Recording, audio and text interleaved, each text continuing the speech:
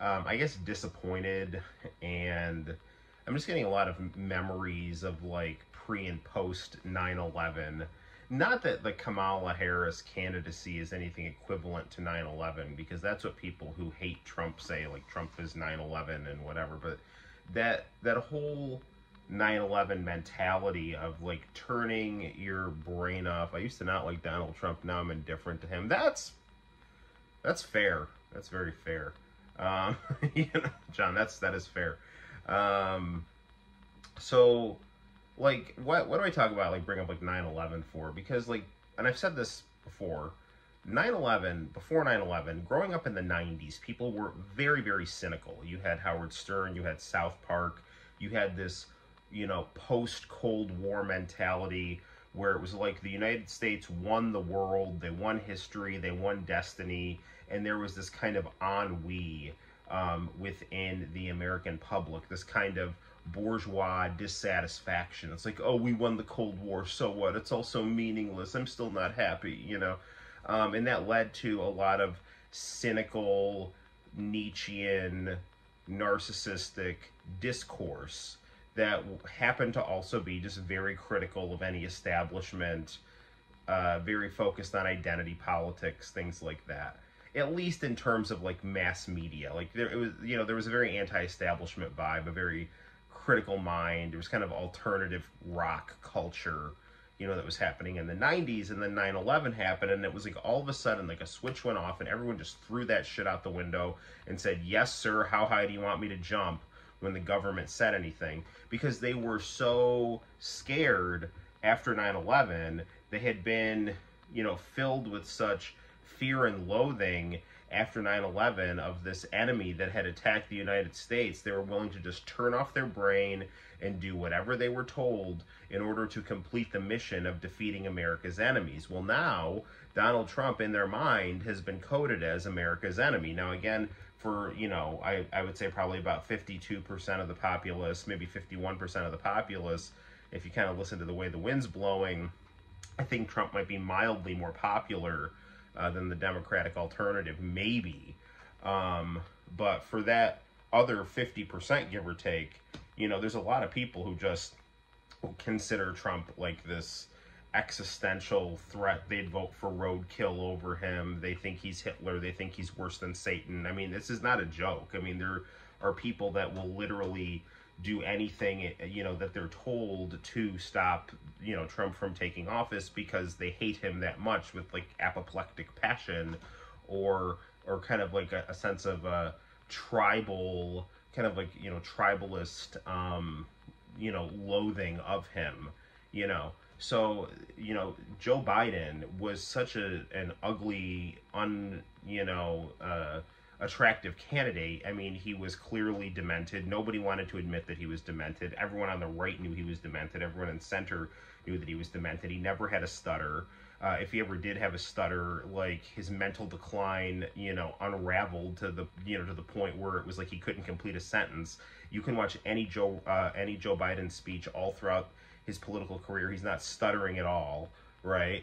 And now all of a sudden he's got cognitive decline. He runs against Trump, and all of a sudden he has a stutter, because it's covering for the fact that his mind is failing him. But he's a good yes man. He can shave a couple points off a swing state, and he can make someone who's unattractive to the Wall Street class like Bernie Sanders not be able to get through the primary. So you're willing to lie to the American people and put a mentally incompetent person in office, and all the white soccer moms and people just who hate Trump, will just turn their brains off and vote for him. But now his mind is so shot, his appearance is so shot. He's an old white man who can't complete a sentence. He's having just total spectacle breakdowns that it's just not working in any platform anymore. So you got to Julius Caesar him out of the party. And put Kamala Harris in, and kind of Trojan horse her in there, and she has such a horrible record. If you care about any kind of like progressive issues, other than just like identity politics, pandering, and love of abortion. But I mean, like she was an extremely corrupt district attorney. That's well documented. And her record in the Biden administration is equally disastrous, right? You know, inflation, border chaos, enabling and encouraging foreign wars, lying to the American people about Biden's mental capacity, and just, you know, generally being a party to a failed 4 years. And then you add that to the fact that she was a corrupt district attorney, and none of that even matters because she doesn't look like she has one foot in the grave, and people code Trump as 9/11, so they're willing to just turn their brains off and say, oh my God, look, a young, someone who's younger than Joe Biden, and she's a woman, and she has melanin in her skin, therefore she is progress, and you go, girl.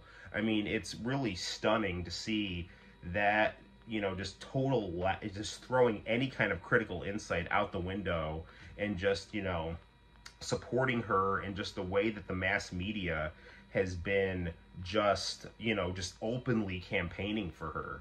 You know, I mean, it's insane. Like, there used to be some modicum of objectivity is not the right word, but the media used to pretend that it was doing news, even though it was very subjective to the goals of its sponsors, and, you know, the people that they were trying to get stories from, and the people that came from the political sphere with their own biases, who are then reporting, you know, but now it's just, if they're just saying, you know, Kamala's a girl boss, or, you know, vice presidential candidate's a big old teddy bear, and, you know, Donald Trump is just an ugly threat to the country, and they're just going to keep saying that until perception becomes a reality, you know, which is a pro wrestling thing. I mean, it's almost, you know, Vince McMahon would always say, do it till perception becomes reality. And that's what they're trying to do. And Trump is in a very, you know, tricky situation now, because his whole kind of MO is to, you know, verbally spar with people and be bombastic and things like that. But, you know, when he calls Kamala like a DEI hire, that's correct. There's no way around it. The Democrats for years and years have been cloaking themselves in minority groups, so that when you attack them, it's not a question of you attacking them on the issue. It's like, you can say, what are you, sexist and racist for attacking a female of color, right? It makes you look like the bad guy for attacking a minority. Like, it's not a mistake that, you know, Joe Biden's, you know, press secretary is a woman of color. You know, I mean, I'm not saying that these people aren't qualified in their own ways, but I'm saying that there's absolutely diversity, equity, and inclusion element to it that will insulate you from criticism, because if you attack them, then all of a sudden they can play the victim and make you look like the bad guy. Like, that's not a mistake, you know? And so the Democrats have kind of set this up where they've Trojan horsed her in. She is by all accounts not a good person, and has all the trappings of an unwell narcissistic person. I mean, Trump is narcissistic in the sense, like, he's like Vince McMahon narcissistic. He's like, kiss my ass, you know, I'm the man. She's like, you know, she seems vindictive. She seems vindictive, self-centered, amoral, and just a willing tool in exchange for power. And that is, I mean, when people turned off their brains after 9/11, they got the Iraq War. If they're turning off their brains now, they're going to get something else they don't like. I don't know what Trump will do if he gets into office, but you know, he's compromised by big money too. But he also has like FU money to a certain extent, and an ego and an independent streak. She is just, I think she's totally malleable to whatever will get her power. And that is, I think, extremely dangerous. And she has literally every institution working for her. And, you know, they're just going to, I think, try to quarterback sneak her into the White House and rely on people's hatred of Trump, good press, and Donald Trump just being put, yes, in kind of unfair situations that bait him into his weaknesses, but also him taking the bait in order to just find some way to swing it so he's not president. So someone who is totally controllable will be at the helm, you know, just rubber stamping the machine. And, I mean, all of these are, I think, significant or signifiers of, you know, an unraveling empire.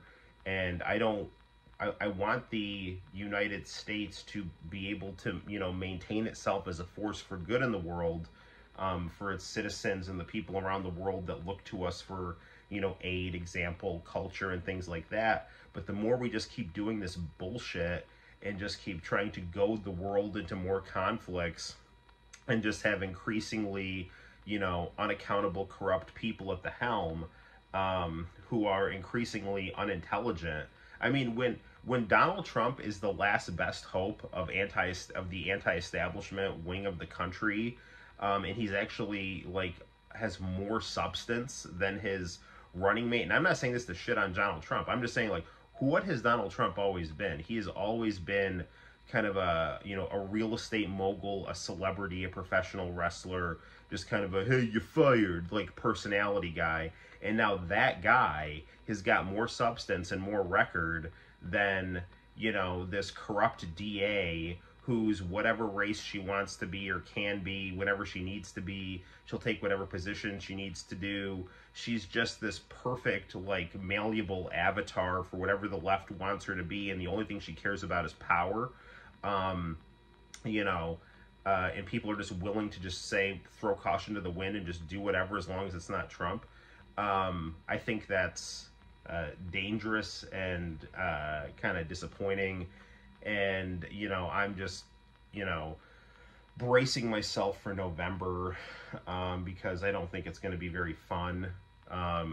You know, I was prepared for Trump to lose against Hillary Clinton, so, you know, I'm not going to be, I mean, it is what it is, man, you know, like, I didn't vote for him the first time, I voted for him the second time, and I'm definitely not voting for Kamala Harris, so, you know, it is what it is.